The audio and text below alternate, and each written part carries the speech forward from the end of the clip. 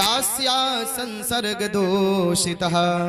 कान्यकुब्ज में एक ब्राह्मण रहते थे जिनका नाम था पंडित अजामिल। दासी के संसर्ग से उनका सदाचार नष्ट हो गया। उनके यहाँ 10 पुत्र हुए और सबसे छोटे पुत्र का नाम उन्होंने नारायण रखा। 88 वर्ष की उम्र में जब मृत्यु का समय आ गया, 3 यमराज के दूत काले काले भयानक दिखने वाले स्वरूप वाले जब आज उसके सामने उपस्थित हुए अजामिल के, भयभीत हो गया। अजामिल चिल्लाने लगा, दूरे क्रीडन का सक्तम पुत्रम नारायणाह्वयं प्लावितेन स्वरेणोच्चै राजुहावा कुलेन्द्रियः। जैसे आज भयानक बड़े बड़े दांत काले काले स्वरूप वाले यमराज के दूतों को देखा, अजामिल आज घबरा गया और अपने पुत्र को बुलाया।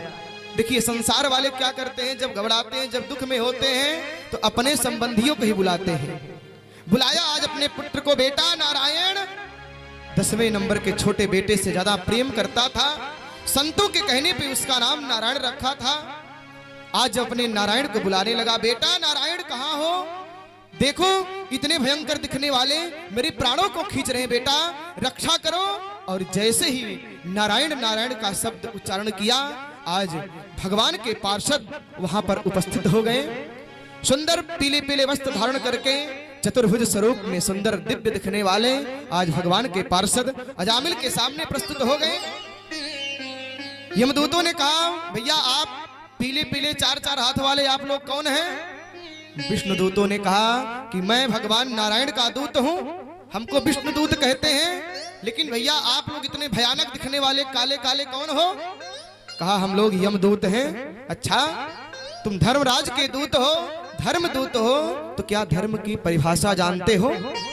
आइडेंटिटी कार्ड दिखाओ, धर्म की परिभाषा क्या होती है, तब मैं मानूं कि आप धर्म के दूत हो। कहा भैया यमदूतों ने कहा, वेद प्रणहितो धर्मो ह्यधर्मस्तद विपर्ययः। कहा भैया वेद का अनुसरण करना, वेद के बताए हुए मार्ग पर चलना ही धर्म है, और वेद को छोड़ करके अन्य मार्गों का अनुसरण करना ही अधर्म है। इस प्रकार से जब आज धर्म की परिभाषा बताया, कहा भैया बहुत सुंदर कहा आप लोगों ने महाराज, पर आप इसको लेकर के कहां जा रहे हो? यमदूतों ने कहा, अयम ही श्रुत संपन्न शैलवृत्त गुणालयः। ये बड़ा ही शील और शास्त्रज्ञ ज्ञानवान अजामिल है, पंडित है, लेकिन इनका संसर्ग से, वेश्याओं के संसर्ग से इनका सदाचार नष्ट हो गया है। कुछ जार पुरुषों के साथ वेश्या को नग्न अवस्था में नृत्य करते हुए देखा, इनका मन आकृष्ट हो गया। उस वेश्या से कहा, हे देवी, हे सुमुखी, आप हमारे साथ हमारे घर चलोगी? वह वेश्या तैयार हो गई, घर लेकर के आया। संसर्ग के कारण सदाचार नष्ट हो गया, इसलिए अब इनको यमराज के पास ले चलेंगे, अपने स्वामी के पास ले चलेंगे, तभी ये जाकर के शुद्ध होंगे, बुद्ध होंगे, मुक्त होंगे। विष्णुदूतों ने कहा, नहीं नहीं भैया, यदा नारायणायेते जगाद चतुरक्षरम, इनको आप नहीं ले जा सकते हो। क्यों? क्योंकि ये तो हमारे नारायण का नाम लिया है। मरते समय कोई कितना भी पापी से बड़ा पापी क्यों ना हो, अगर मरते समय उसके मुख से नारायण का शब्द निकल जाए, राम का शब्द निकल जाए, कृष्ण का शब्द निकल जाए, तो वो कभी नरक नहीं जा सकता है। इसलिए बार बार मुनि जतन कराही, अंतराम कही आवत नाही। हम लोग जीवन भर भजन करते हैं, जीवन भर राम राम कृष्ण कृष्ण करते हैं, क्या 1000 बार भगवान का नाम लेने से मुक्ति मिलेगी? नहीं नहीं, भगवान का तो एक ही नाम मुक्त करने के लिए पर्याप्त है। एक ही नाम परमात्मा का संपूर्ण संसार को इस भवसागर से पार कर देगा, लेकिन वो एक ही नाम अंत समय में नहीं आ पाता है।